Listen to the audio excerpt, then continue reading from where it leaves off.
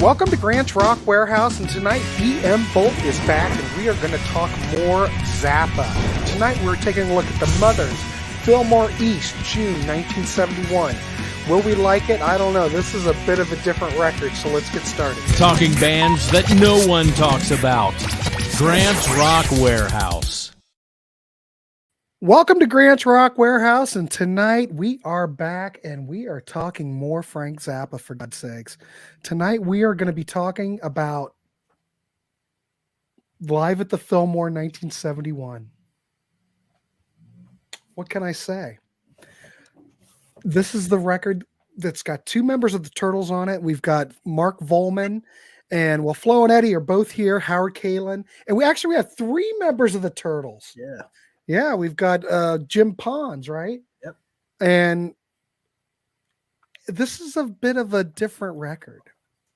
Like I said, this guy came out in 1971, released August, recorded at the Fillmore East in New York City before it shut down. In fact, Frank brings that up, that it's like one of the last gigs. But this is a way different album than any other Frank Zappa album that I've even heard. Now, I must go on record that, of course, I knew about this, but I had never bothered to buy it. Because if you look at the reviews for this thing, most of the reviews, Robert Christgau gave it a C-. Village Voice gave it a D+. Uncut, 6 out of 10. All Music only gave it 3 stars. And I do believe Rolling Stone back in the day gave it, something piddly. I know that. So, not a real great performing record, but we're going to talk about it, see how it stacks up today. I'm going to throw over to Byron and see what he thinks about it and give me some thoughts, and we're just going to have a general discussion. Is this something, if you're a Zappa fan or a non-Zappa fan, if you're getting into Zappa, is this one of those records you need to seek out? That's basically what we're here to do, is try to turn you on to something. So, Byron Boldt, thanks for coming on tonight. Yet another episode in our series. This is going to be quite different than any of the previous episodes. What is this record? This is not record number 12 we're up to. Wow. Yeah. I must say that I've got the original. Well, it's not the original, but it's the second edition Ryko CD. And I believe you've got the first edition Ryko. They have a little bit. See, that's how you can tell. And then mine's got this. Yeah, it's got Frank. I've never heard the vinyl. I am unaware that they have put out a box set from 1971. We don't tend to look at that stuff here. We're just looking at the core records that came out. We'll get to those in about 5 years, the new edition. Yeah, if we're still alive. So, Byron, let's throw it over to you and get some thoughts on this one. You said, it was like toward the end of the Fillmore East days, and it was 2 nights, June 5th and 6th. One of those nights was actually the night that John and Yoko came on stage for the encore, and you've probably heard that. Or man, that is brutal to listen to. that got released on Somewhere in New York City. If anybody's looking for it. And again, I don't want to interrupt, but that record, Somewhere in New York City, you would think, as big of a Beatle fan as I am, that I would have listened to that record, but it's another one of those records that got slammed, and I just never picked it up. You never see it around. No, I don't know, but yeah. That also was released on Playground Psychotics, a Zappa release from like the 90s, because it was from this time frame, and I believe it's even on the 71 box that came out couple of years ago. There's a 3 LP edition of this as well. It came out in 2022. It has some of that and some King Kong stuff, Billy the Mountain, just another album or 2's worth of stuff. I've never seen that, but I don't really go out looking for new vinyl for the most part. But this was recorded after 200 Motels was made, but released before that. So there's a lot of overlap. I shouldn't say there's no material really that's on here that's on 200 Motels, but the theme is basically the same. It's all about groupies and being on the road. you got a little bit of that on the previous album, Chunger's Revenge, with the song Road Ladies, which was a great song. Road Ladies. So, it's kind of about groupies as well. So there's a lot of talk on this album about groupies, what it's like to be out on the road, the hotels. And the 200 Motels is very similar to that. But my understanding, 200 Motels, they didn't have the money to really finish it. So there's a lot of things missing that they wanted to put in it. And it might have been some of the material that was on this album eventually. But like I said, it's a behind the scenes look at life on the road. It's more, the album is kind of like a raunchy comedy at times. And I didn't laugh at all during it, though. That's what was funny. I still enjoy, I kind of enjoy this. Maybe I'm just kind of immature. My wife would probably testify to that. Yeah, I bet she would. But yeah, you'd mentioned three guys from the Turtles are on here. You got Ian Underwood again, Ainsley Dunbar, a guy named Bob Harris, not the same Bob Harris who played on Tinseltown Rebellion. Apparently, I've researched that, and Don Preston makes some guest appearances too. So, Don was the original Mother as well. Well, he wasn't on the very first album, but he joined shortly after that. So anyway, we could go over some of the songs, I guess, if you want, and see what we think. Well, that's part of the problem. When you listen to this work, and first of all, before we dive in, I want to say hello to everybody in the chat real quick, because without you, we wouldn't be doing this. Prog Rock Dude, nice to see you. Thanks for coming by. Ernesto, there he is. He's here. And Byron, he's not in the car. And he's not. He might late. be. He's not late. He's always in the car. John the Music Nut. Hello, everyone. Looking forward to this. I have a lot from this era, but yet to hear this. Well, John the Music Nut. Well, I'm not going to say anything yet. Prog Rock Dude. I haven't listened to much Zappa, so this will be new to me as well. Well, there you go. Hey, John, you ready for Sunday? Oh, yeah. Sunday, by the way, since Ernesto brought it up, we will be doing a live AOR listening party. So I've assembled a panel. We're all going to show 3 examples of AOR. If anyone's watched the Prague show with Rand Kelly, the AOR show is very much like that. So there'll be several of us on the screen, and we will be talking about the songs in between. And really, it's just a show to really turn you on to some AOR. So that'll be on Sunday at 8 p.m. Eastern Standard Time. So with getting that out of the way, see you if you can stop by Sunday. It's going to be a blast. So. Yep, AOR game, prog rock. Nothing screams being funny than not laughing. There you go, Dave, the pickup artist. Hey, Dave, what's up? Nice to see you. Love the version of Willie the Pimp on the album. We'll talk a little bit about that too. That's kind of there. You go. Hey, Dave, thanks for coming by. Always on here. Always good to see you. All right. Well, Ernesto, I'm going to send it back to you again. Byron. What did I just call you? You call me Ernesto, but that's all right. Well, I am so flabbergasted, Byron, that Ernesto's here on time that I barely can contain myself. So, all right. Well, let's go.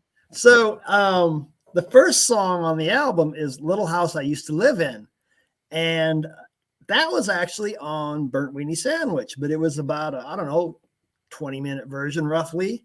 This is much shorter, and it's arranged differently. And it's kind of just more of an introduction to the comedy show we're going to be listening to. Like when you go to a show, there's usually some kind of a musical introduction to get you ready for the show. And that's what this kind of is. I think it sounds pretty good, though.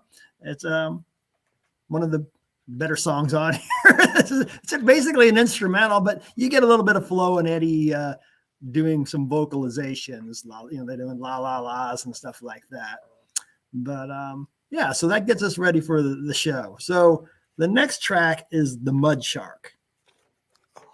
And really, this is just a slow vamp with Frank doing some narrating and telling a story about I don't know if anybody's heard the Mud Shark story. It's a story involving the Vanilla Fudge staying at the Edgewater Inn in Seattle. Maybe Grant's been to the Edgewater Inn because his son lives in Seattle. I've heard a bit about it. Yeah, go ahead and tell everybody about it. But anyway, so it's a hotel. It's right on the water, and if you are staying there, they've got well, at least they did. They had a tackle shop where you can rent fishing equipment. So the guys from the Vanilla Fudge went in and rented some fishing equipment. They were fishing out the window and whatnot. And allegedly they caught a mud shark, which is a real type of fish. Mm-hmm. And they brought it into the room. I think they killed it. And then they started doing sexual things with it and some young woman that they had in the room. And they filmed it apparently. So that's the legend of the mud shark. It's like I said, it's mostly just Frank telling that story, and you get Flo and Eddie singing we go out and do the mud shark baby, just to kind of make it a little more musical. It's just a story, you know. But so it's okay. You know, once you've heard it a couple times, you don't really need to hear that song. Well, I'm kind of thinking that for the whole thing up until Happy Together. Okay, well, let's continue on then. Go ahead. So the next track is What Kind of Girl Do You Think We Are? It's a pretty decent track. I think it's a slow blues tune. And Howard, I don't know if he's Flo or Eddie, whatever. He's portraying a guy who's the lead singer of a famous pop group in this play, we'll call it. And Mark, he plays a groupie, a female groupie, and the rest of the band are his female friends who are also groupies, but you can't call them groupies because that's going too far. Anyway. Right. But they are there trying to find a guy. They're at this concert, you know, where the Mothers are playing, or Howard's performing, you know, and they're there to meet a guy, and the guy has to have a big hit single in the charts with a bullet. And one other caveat, he has to have we'll just say penis. That's a monster. So, and actually, I think it's a pretty decent song. It's pretty risque at times, but it's actually a song where there's a few other things on here that really aren't songs. So I'll give it credit for that. Mm-hmm. So, yeah, here's an example of some of the lyrics to this song. Brace yourself. Actually, it's almost more talking than lyrics at this point. It's more like, I'm not sure exactly how to describe it. It's more like a Broadway show. Yeah, it is kind of a Broadway comedy is what it. But it's not funny. I don't find it funny. I find it's very juvenile. It's juvenile, and there's so much Flo and Eddie. There's barely any Frank. The highlight, I would say, I didn't really pay attention because Willie the Pimp, if you look at the vinyl, it's broken up into part 1 and part 2. But if you've got the CD, it all flows together. So when I listen to this, it's like one big long track of Flo and Eddie just doing what they do. Very little Frank dialogue from the first song right until Happy Together. And then when you get to Happy Together, which of course is a Turtle song, it totally breaks up the record. And then all of a sudden I'm going, oh, something that I can actually enjoy because it's just so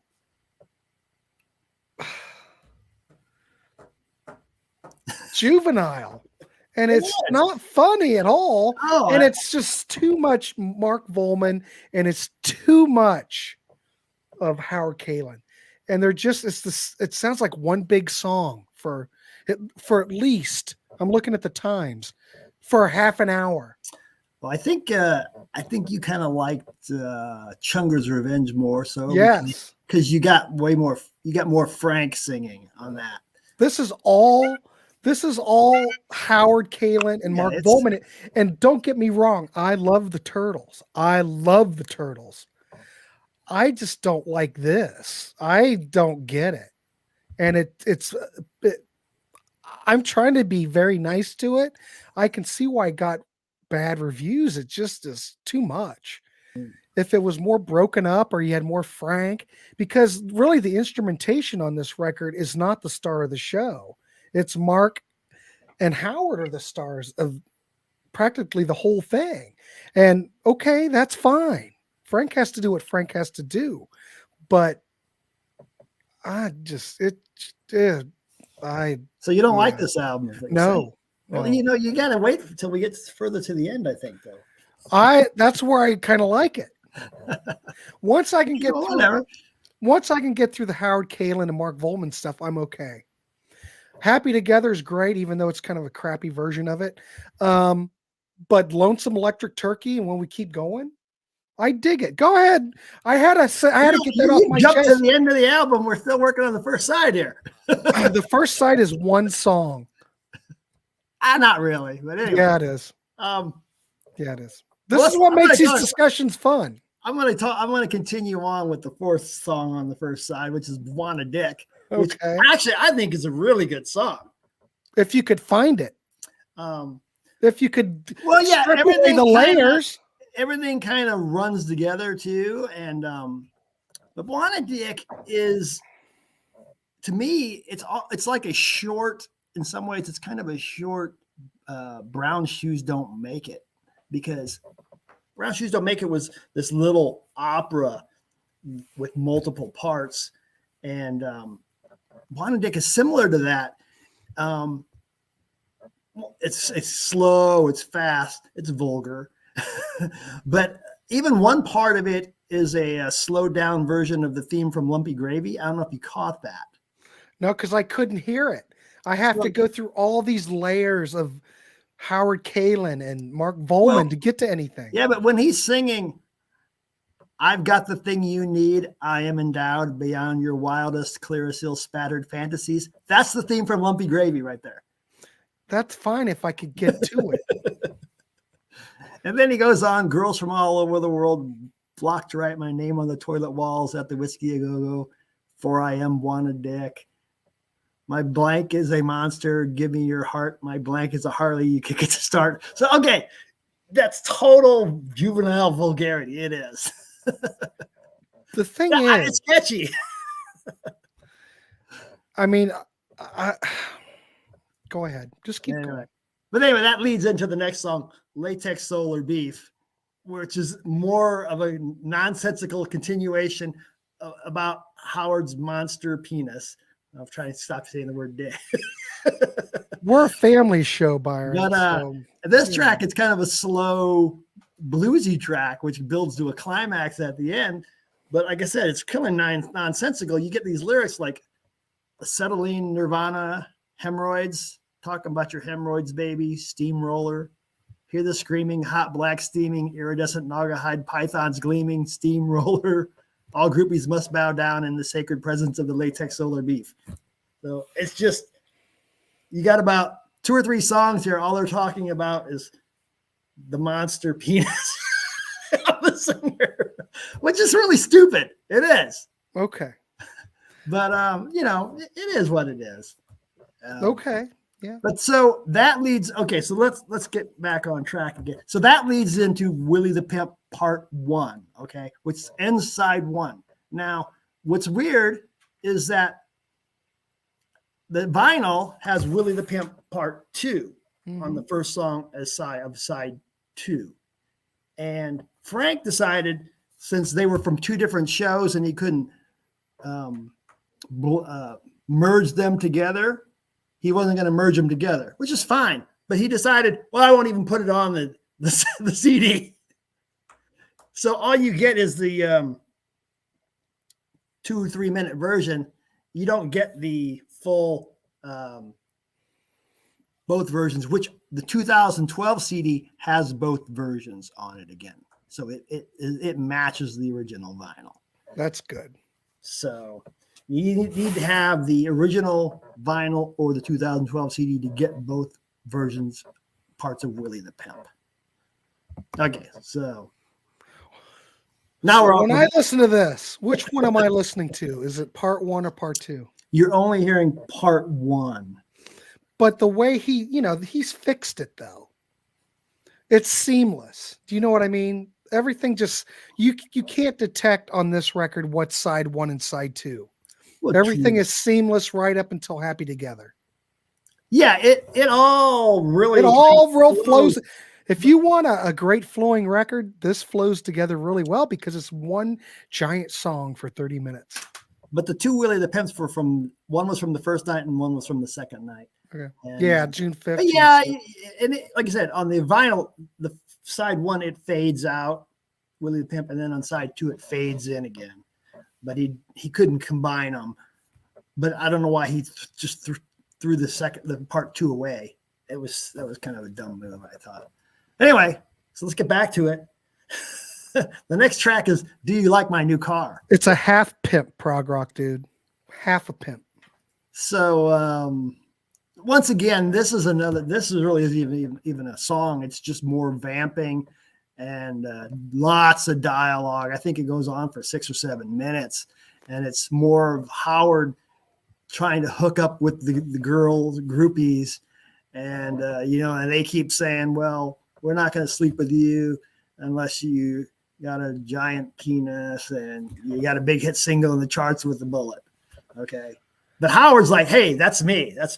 So then they break into Happy. He gives them the hit single with The Bullet, which is Happy Together. Now I thought that was refreshing. Up.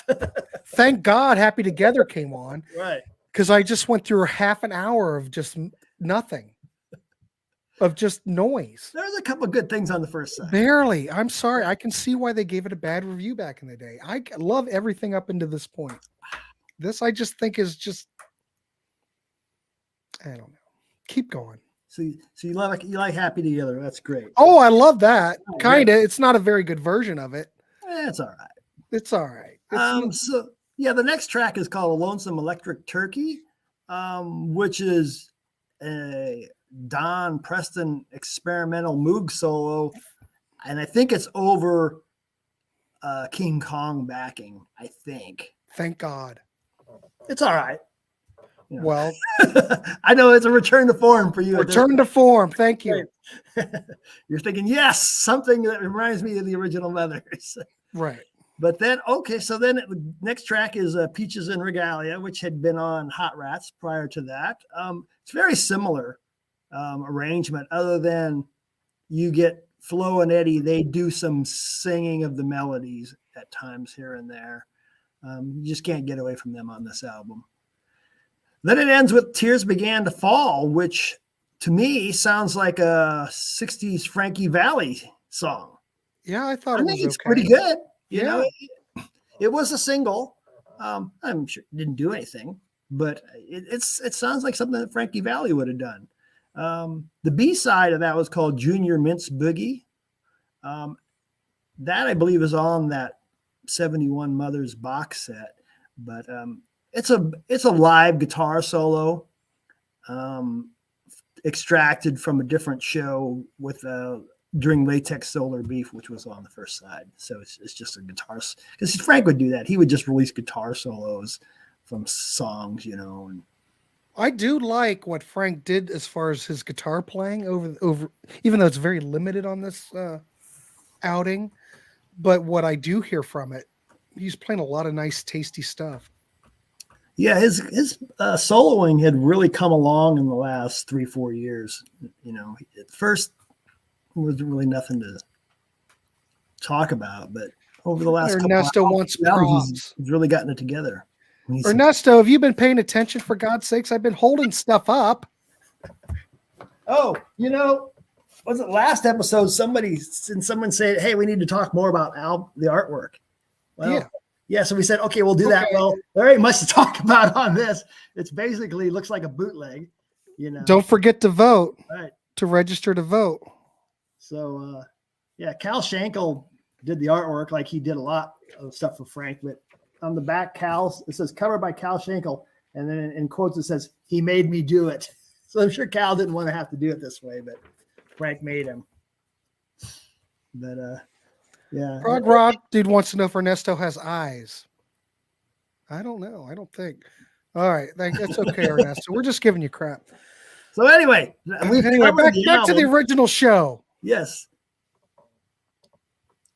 So Go what do you ahead. think? What? No. I've covered all the tracks on Okay. here, and I've said that I don't think it's nearly as bad as some people say. I think this is yet another throwaway record before Frank really got on track and started to produce master works.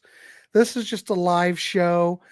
I get it. Tracks 1 through 8 all conceptually fit together. And like I said, it's like one long 30-minute song of Flo and Eddie. In fact, it goes on so long, I start losing interest in what's going on. And I would love to hear more of that backing band because the backing band is phenomenal. But I just get worn out. Too much Flo and Eddie. Yeah. So by the time I get to Happy Together, even though I'm not crazy about Happy Together, this particular version, I think the song Happy Together by the Turtles is absolutely pop, brilliant, 1967, brilliant. What Flo and Eddie were doing in the 60s with the Turtles, absolutely stunning, and it still holds up. But it's just too much. I want more Frank on here. I want to hear more of the band. We got Ainsley Dunbar, for God's sakes. Let's hear him. Yeah. Bob Harris, he's fine. No, Ian Underwood, he's a longtime staple. Glad they're here, but it's just too much Flo and Eddie. And I know Frank has to change. He has to grow. He has to do what he has to do. I get it. But it just doesn't seem like one of those works. It seems like Chunga Part 2, though I like Chunga better, but it's not one of those fully realized Frank. This is nowhere near the mother stuff of Days of Yore. Yeah, I think maybe he was so busy prior to this with the 200 motels and that kind of, I think, delayed all. He probably wanted to get an album out, and they spent so much time and effort on the 200 motels, and that was going to take longer to get out. Maybe he just said, all right, let's just throw something out there from this Fillmore shows that we did. And well, this was a reprise bizarre record, so I don't know what his contract said, but it could be very well they wanted something else and he's just cranking stuff out. I don't know. I don't know, but it sounds like it. But the rest of everything after Happy Together, I like, because you've got bands, you got instrumentals. Tears Began to Fall's great. I just wish I would have had, for one, this should probably have been a 2-record set back in the day.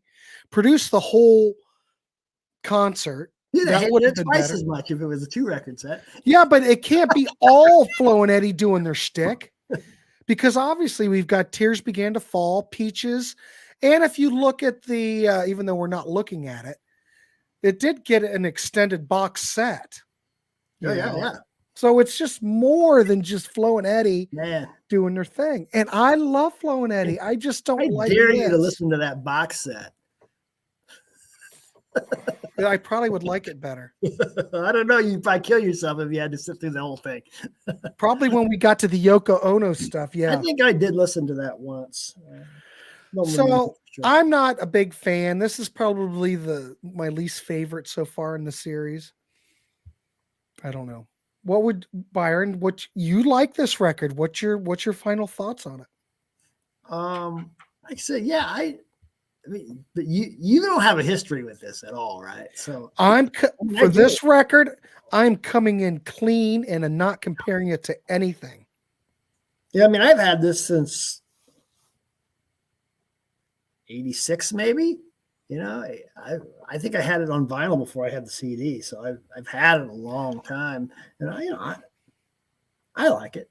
Well, my whole thing was when I was coming into this, I like the Turtles. I like Mark Volman, Howard Kalin. I think they're great. I just don't think they're great here. Right. I just don't think this is, I don't know. It's just too much. Just too much. It's like the Grand Funk Live album. It's just too much. Too much.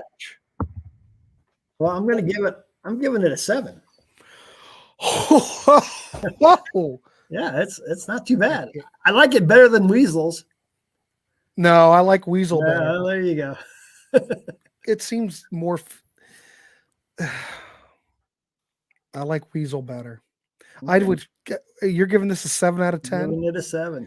I'll give it a 3 out of 10. Wow. Yeah. Wow. I'll never listen to it again. Wow. Mm-mm. I kinda Maybe that's a enjoy bit harsh, but seriously, by the time I was about ready to jump out of the window, by the time Willie the Pimp came on, I really was. you know what I really think you should do at least is go and extract a couple things from the playlist and focus on get rid of this talking stuff. Yeah. Get rid of the songs that they're not even. Just get rid of the stuff where it's just talking, and to a backing track. Yeah, please. The instrumentals and the actual ones that have real singing. Well, John, maybe 3's a little low. Maybe I'll give it a. I'm giving it a 3. He's changed. No, No. still gonna stick with that 3. I wouldn't spend money on it. You did though. But I didn't hear it prior. I don't cheat. I don't care for it. I liked the Grand Funk Live album better than this. I have that. Not overly familiar with it. I'm way more familiar with this album. Like I got 40 years into this. No. Flint is brilliant compared to this. John didn't like Flint though, remember? I don't care. John likes it or not. It's my show. What I'm saying, I like Flint a lot better. I would return to listen to Flint again. And I'm not going to go into Flint, but check out that show below. But I like it better than Flint. I mean, shit. I like Flint better than this record. Well, curious how you're going to Well, prog rock, dude, I'm not going to put it into the sell pile because I'm a hoarder. He doesn't sell anymore. He hoards. I don't only just acquire. I don't sell anymore. I did that when I was in college. I don't do that now. Yeah. Look, now John has to hear it because he probably thinks it's going to be great because I don't like it. Maybe. Yeah, just. I mean, I think if you go into it realizing, okay, it's very juvenile, it's very vulgar at times. There's a few things that are just talking, and it's like, oh God. But there's a few good songs on here, I think. If you could get to them. You can. No, you can't. Next. Oh, you mean maybe at the end, the last 3 songs. No, I like 4 and 5, 6, 7, no, 4, 5. Well, Willie the Pimps. And then the last 4 songs are all pretty good. Yeah. So, I'd say there's probably 7. The first track's good. So I like about 7 songs on here. That's why I gave it a 7. Wow. All right. You're a better man than I just can't get through it. I cannot get past Flo and Eddie. I love them. Good thing we got 2 more Flo and Eddies to work on. Well, I'm just saying I don't think this is a good representation. I think of probably all the stuff he could have picked for this record. Why do we go with these? Yeah, like I was saying, I think it could have been that he knew 200 Motels was going to be coming out, and maybe this was stuff that's like, okay, this is stuff that didn't make it into the movie, so I'll put this out instead to buy some time. Obviously. But I don't know how well you like 200 Motels, but I guess we'll find out in about a month or so. I haven't heard that either. Have you even seen the movie? Everybody that I've talked to, no, I haven't seen it because everybody says it's horrid. You got to see it. I haven't seen it. I'll see it. You should definitely watch it before the next show. I will do that. I mean, it's not great. It's stupid. It doesn't make much sense, but it really is this. It's this whole groupie life on the road theme again, just different songs. And there's some other cool Ringo Starr's in it. There you go. Well, I love Ringo. And, who else is in it? Keith Moon's in it, right? I love Keith Moon. So yeah, I mean, you need to see it just for the historical perspective. So definitely. All right, I will do that. Would that be our next show? Is 200 Motels? 200 Motels is next in line. Okay. Yeah. Maybe I'll like it more. Maybe 3's a bit low. Maybe a 5. Well, but if you rate something a 5 and you never want to revisit it again, doesn't seem right, does it? Seems like if you rate something a 5, you may want to reevaluate it. I've heard this enough that I never want to hear it again. Yeah, I don't know. I don't mind listening to it every couple of years. There's so much better stuff. Well, yeah, we're only in it for the money. God, I could listen to that thing every day. It's Zappa. I have to go through and listen to Zappa every once in a while. I understand. I just don't think a Flo and Eddie record's what we needed. Well, there's 200 Motels is a 2-album set, and so there's a lot of Flo and Eddie, but there's a lot of other stuff on there too. So, if it's more balanced out, there's some orchestral stuff on there, and there's like the movie has this cartoon section in the middle of it. That looks like Uncle Meat or what? That artwork in Uncle Meat. I don't know if Cal did the cartoon or not. He might have, and it's interesting. It breaks up the movie, so you got to watch the movie and then listen to the album, or vice versa. But you need to watch the movie at least once. Mm-hmm. All right, I've seen. I've seen it many times. I think it might even be on YouTube, but it should be everywhere just about nowadays. Yeah. All right. Well, I guess we can wrap it up. So you sticking with your 3? Because I write all these down. I know. I don't like this record at all. Maybe I guess 3. I guess I'm going to go with 3. Wait a minute. What is? So I married a record collector. Holy shit! I like that. I have been trying to make my way through the Mother's 1971 box set, and it could be a chore at times. Yeah, it is. 3 hours of Billy the Mountain can be trying. Well, yeah, because I think there are 4, 5, 6 versions of that on there probably, and each version is 20 minutes to a half hour probably. And I don't mind Billy the Mountain, but I don't need to hear it 4 or 5 versions of it. Okay. So I married. He loves the Fillmore album. That's great. I love it. I should. Oh, listen. I have to listen to one disc a week. Yeah, you can't just listen to all that in one shot, man.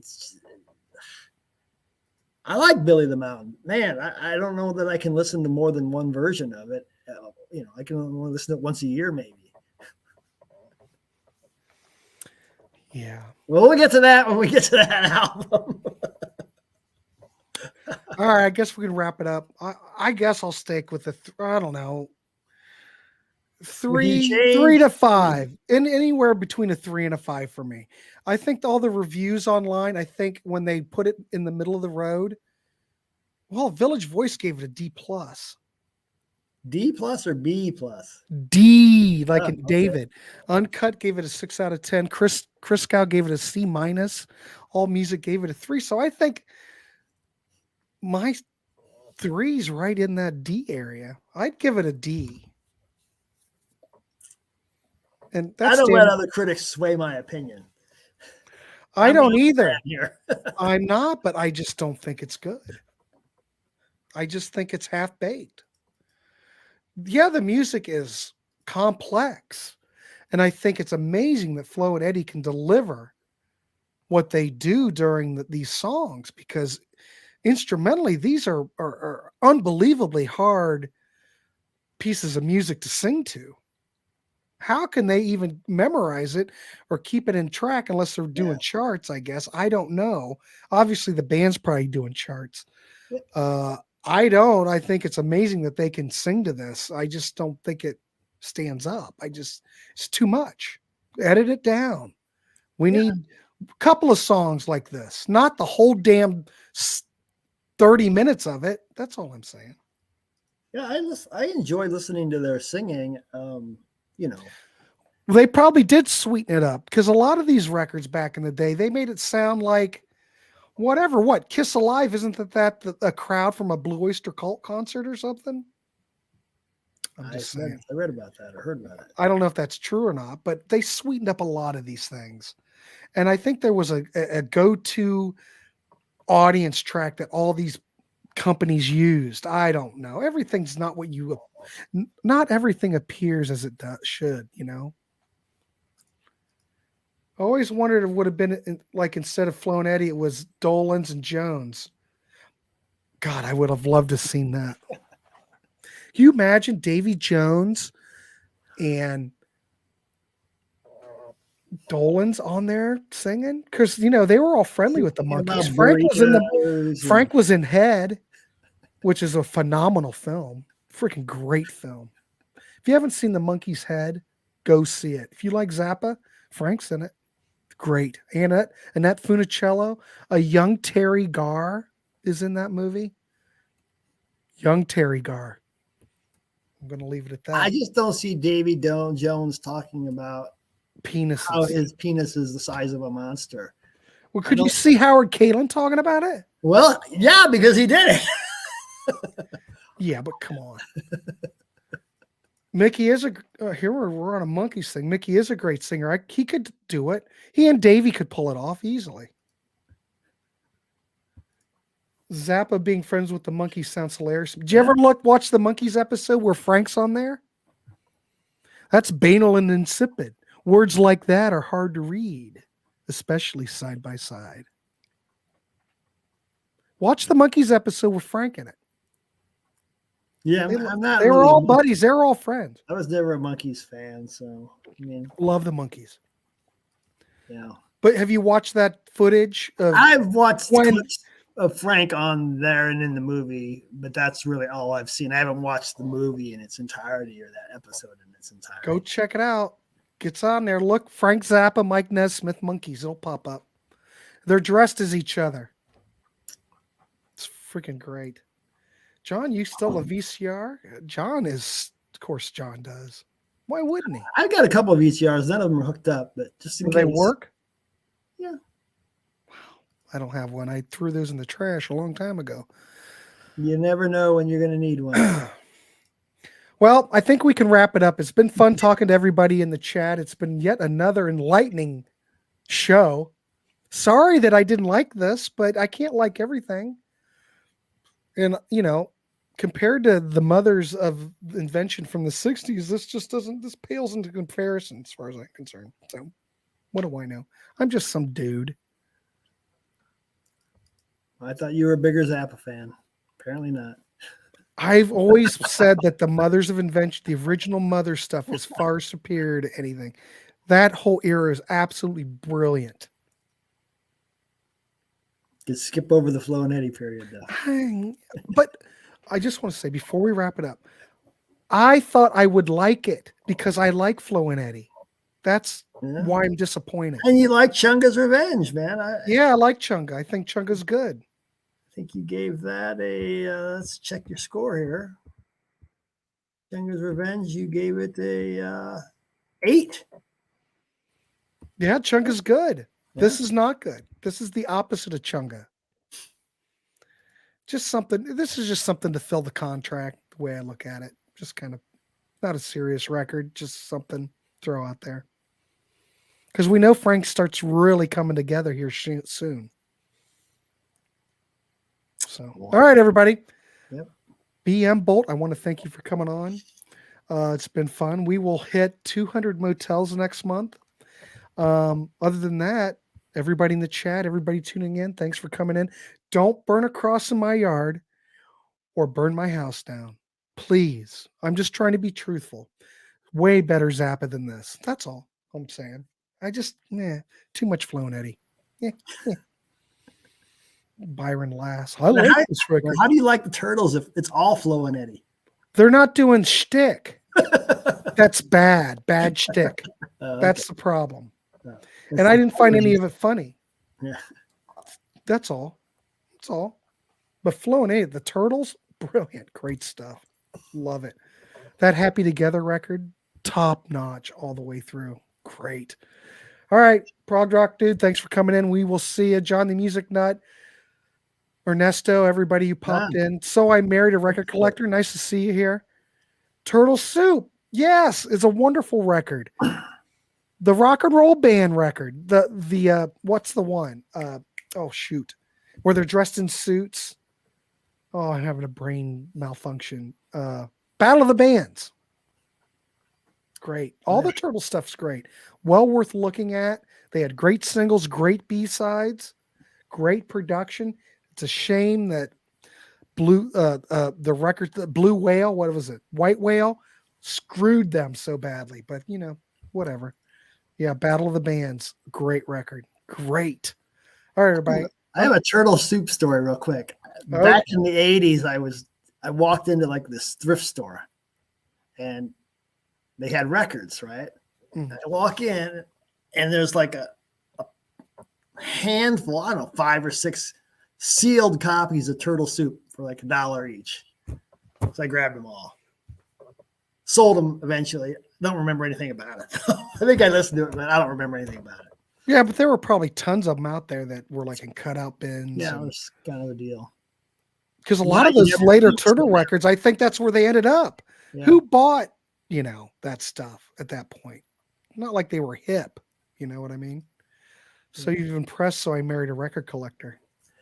Yeah, I don't see that anymore, though. So no, those days are gone. I told you this story. One more story before we wrap it up. When I was a kid, there was a store called Bargain City. Okay. And, I was into records, but I was more like into Walt Disney stuff. We're talking early. And I remember this distinctly remember this going through the cutout bins. They had probably this many Big Star Radio City as a cutout. This many. And you bought 0. And I bought 0. If I would have bought those and kept them sealed all those years and sold them, how much I could have got out of them. Yeah. But I could not, but I didn't know who it was. Yeah. Don't forget, back in the day, no one knew who Big Star was. They sold diddly. All those records ended out in the cutout bins. It was a failed record, but they had literally this many in the bin. And I'm going, my God, there's a lot of these, but I didn't buy one. They were like 50 cents. I didn't know who they were until about 10, 15 years ago. Just never had heard of them. So. Look, damn, Gina. It's a true story. I'll never forget it. But I also remember, we got a couple minutes. Does anybody remember Camelot music back in the 80s? Anybody remember that? Camelot music back in the late 80s used to have one of the best cutout sections. They had the best laser discs. You could go to Camelot and their cutouts were incredible. They used to, you remember that Crosby, Stills and Nash Target CD Allies? Remember the CD Allies that totally went to the cutout bin? They would have like stacks of Allies. Now, Allies ended up being one of those CDs, those Target CDs on eBay that went for a lot of money. $60 you could get for it. I'm sure you can still get a lot of money out of it. They used to have at Camelot back in the day, Tommy Shaw, Girls with Guns as a cutout. Tons of them. They had Tommy Shaw, What If as a cutout. West German CD pressing. Tons of them. They used to just have great stuff back in the, and all that stuff. If you could have bought it then and just said, oh, well, they got a lot of these. Oh, this is, and just held on to them. You could have turned them around, made $60 a CD on them. I don't know. It's just back in the day. But man, yes, that Big Star story is true. And they had a crap load of them at Bargain City in beautiful, scenic Marion, Ohio back in the day. We all have stories of, why didn't I buy this? Why didn't I buy that? I've got some stories, and why? Why did I sell that? Prog Rock, dude, Big Star should have gotten a better treatment than they got. That they should have, but timing's everything. They love the Beatles, and that wasn't exactly the hippest time for anything like that. So whatever, it's fine. Yeah, we didn't have it. We had, all right, we had a Music Land in Marion, Ohio.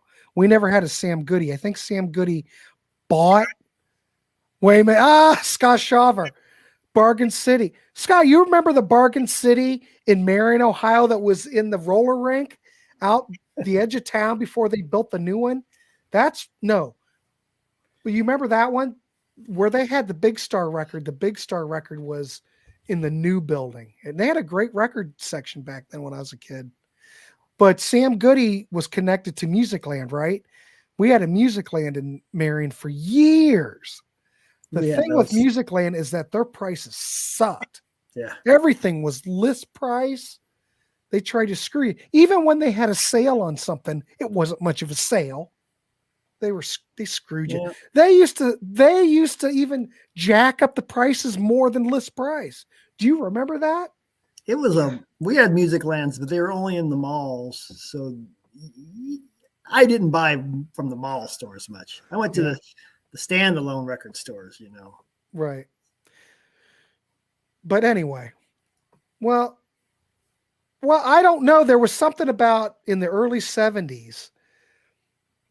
Don't forget Big Star was really into the Beatle thing, you know. And for some reason in the early 70s, that was just kind of, I don't know, it didn't take off.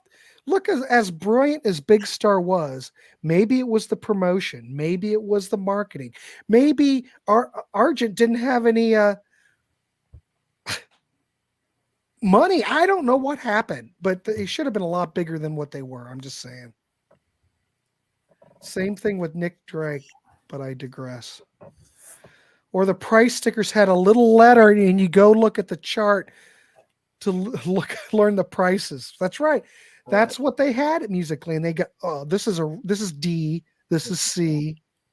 Yeah. So the cutouts would be like something else. Yeah. I don't think the cutouts would have like a letter. They would just have like, you know, $3 or $2.99 or something. Well, we have certainly went off on a tangent, but it's fun just talking records. So it could have been poor distribution. I don't know what happened with Argent in that whole. It's probably in the Big Star book, and I haven't read that, so I'm sure there's a Big Star book. It's documented somewhere. But yeah, poor distribution could have been it. I don't know. They got decent reviews. Rolling Stone gave Big Star good reviews, and that didn't make any difference. So I don't know. All right, ladies and gentlemen, we're going to wrap this dog up because we've darn near went an hour. We filled it out, Byron. We filled it out with worthless music talk. You didn't have a whole lot to say tonight on that album, so yeah. Well, I didn't because it just caused me to have an aneurysm. It's like car guys when they're bench racing. Yeah, kind of. All right, ladies and gentlemen, thanks for everybody for tuning in. We will see you on 200 Motels in a month. So keep it real, keep it clean, and we will see you. If you haven't subscribed, please do. There's always more great content in the warehouse. So, because we're constantly moving around stock, bringing stuff out for you to sample. So, all right, we'll see you, and everybody take care, and see you, Byron. Thanks for doing this. Later.